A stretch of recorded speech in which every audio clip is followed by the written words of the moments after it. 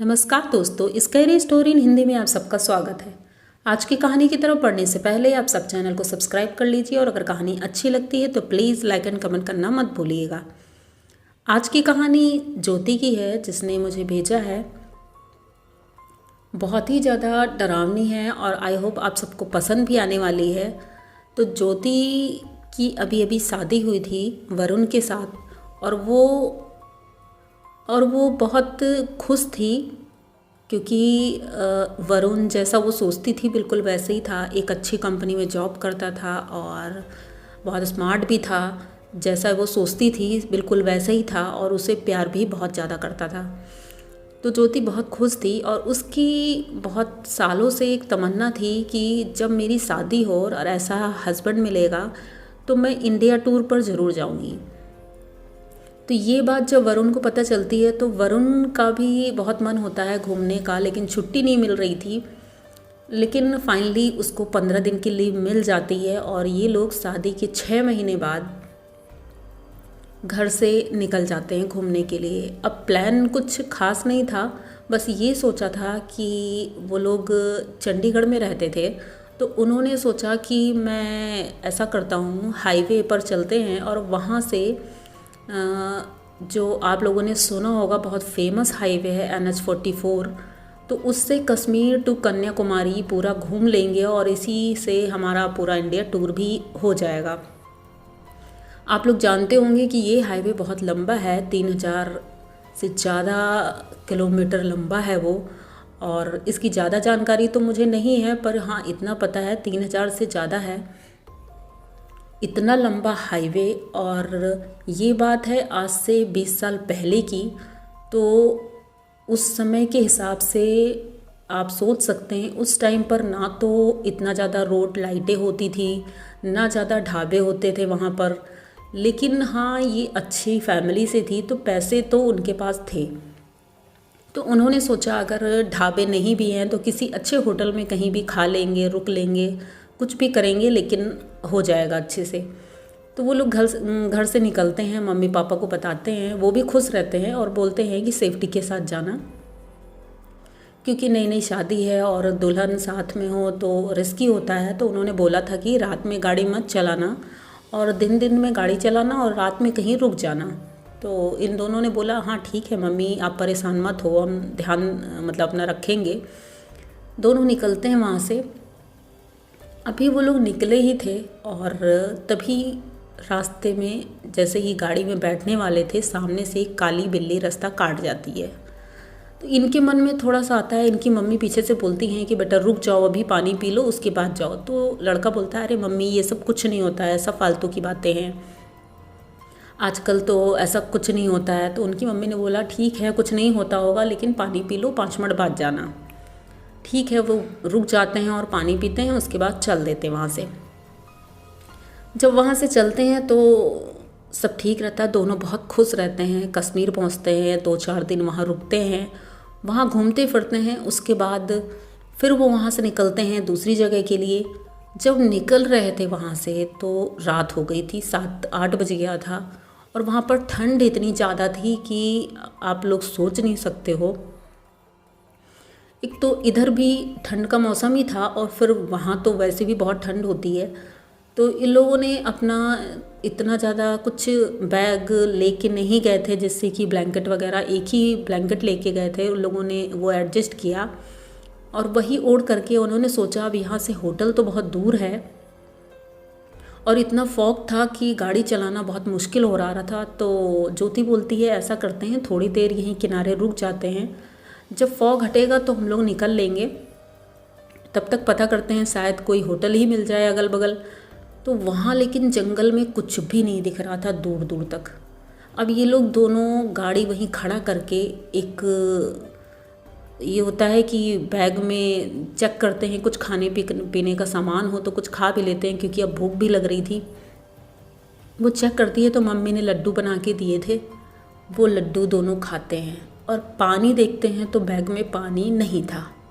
ये थोड़ा अजीब हो रहा था क्योंकि इतनी दूर का सफ़र था और पानी नहीं था पास में। दोनों बहुत सोचते हैं अब खाने से भी क्या फ़ायदा, क्योंकि पानी है नहीं। लेकिन वो लड्डू तो खा ही लिया था, मुंह मीठा हो गया था। कहते हैं कि रास्ते में इस तरह रात में मीठा बिल्कुल नहीं खाना चाहिए, और अगर खाओ भी तो पानी ज़रूर पीना चाहिए, मुंह में मिठास नहीं होनी चाहिए। उसके बाद ये लोग सोचते हैं, अब ज्योति को नींद आ रही थी, ज्योति वहीं थोड़ा सा सोने लगती है, और ज्योति जब सो जाती है तो वरुण को भी नींद आने लगती है, दोनों सो जाते हैं। और उसकी थोड़ी देर बाद उनको लगता है जैसे गाड़ी बहुत तेज़ी से हिल रही है।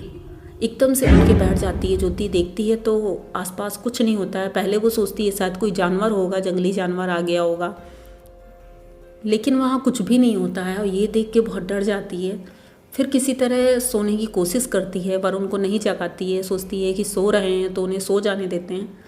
लेकिन वो शीशे में बगल में सर टिकाकर लेटी हुई थी, तो उसे लगता है कि जैसे किसी ने उसकी उसी खिड़की की तरफ ग्लास को ठक ठक किया बहुत तेज़ी से उसके सर के पास। अब ये थोड़ा सा अजीब था, क्योंकि ये अजीब है क्योंकि इतनी रात में कौन ठक ठक करेगा। जैसे ही उठ के देखती है, आप सोच नहीं सकते हो, एक भयानक सा चेहरा उस शीशे के पास दिखता है उसको, एकदम ब्लैक, और उसके बड़े बड़े दांत थे। ये देख कर के इतनी तेज़ी से ये डर जाती है, इसके मुंह से आवाज़ भी नहीं निकल रही थी। किसी तरह ये हाथ से वरुण को जगाती है और इशारे से बोलने की कोशिश करती है कि यहाँ पर कोई था, यहाँ पर कोई था। तो वरुण बोलता है यहाँ कोई नहीं है, मैं तो सो रहा हूँ ना तुम्हारे पास, यहाँ कोई भी नहीं है। तो वो जब तक वो थोड़ा नॉर्मल होती है तो वो बोलता है कि चलो ठीक है, मैं बाहर निकल के देखता हूँ।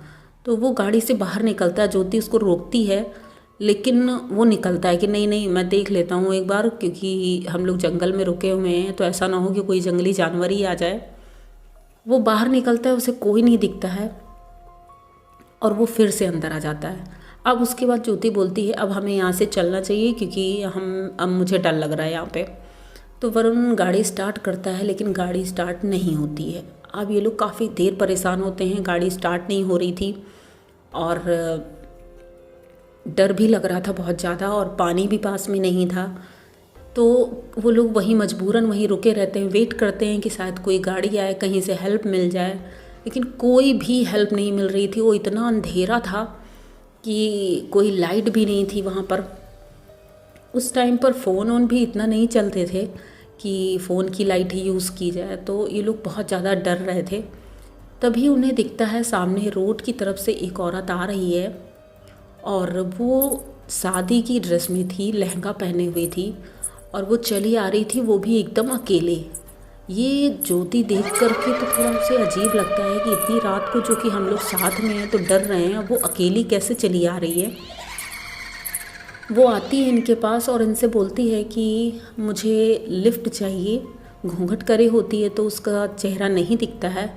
तो ज्योति बोलती है हमारी गाड़ी ख़राब है और मैं लिफ्ट नहीं दे सकती हूँ। तो बोलती अच्छा कुछ खाने को होगा। तो वो बोलती है नहीं खाने को तो नहीं है मेरे पास, झूठ बोल देती है क्योंकि उसके पास थोड़ा ही था। उसने सोचा मैं इसे दे दूँगी तो फिर मैं क्या खाऊँगी। तो वो थोड़ी देर खड़ी रहती है, फिर बोलती है आपके पास लड्डू हैं। अब ज्योति सोचती है इसको कैसे पता चला कि मेरे पास लड्डू हैं।